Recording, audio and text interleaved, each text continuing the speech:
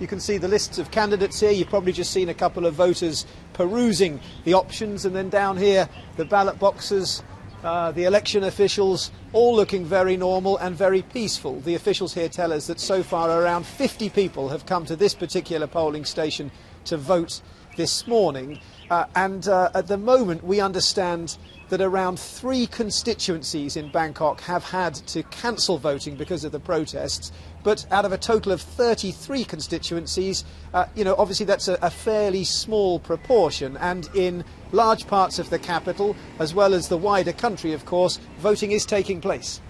What is the Prime Minister trying to achieve exactly by calling these early elections? What's the purpose of them? Because you've been telling us, and so has Jonathan, for weeks now, that she's going to sweep to power again. She's going to win, no problem.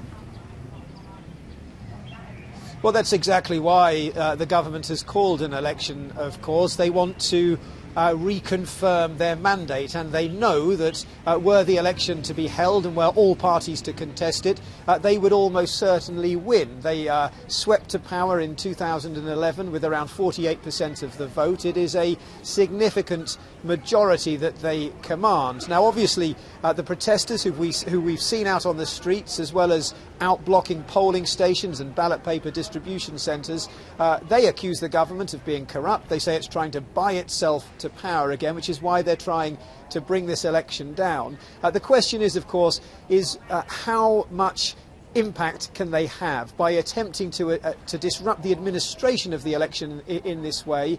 They won't need to do that much, of course, before the whole election and its result is called into question. The government will need 95% of politicians to take their seats in Parliament to be able to form a government. So that gives you a sense that you won't need to call into question or to disrupt voting in that many constituencies.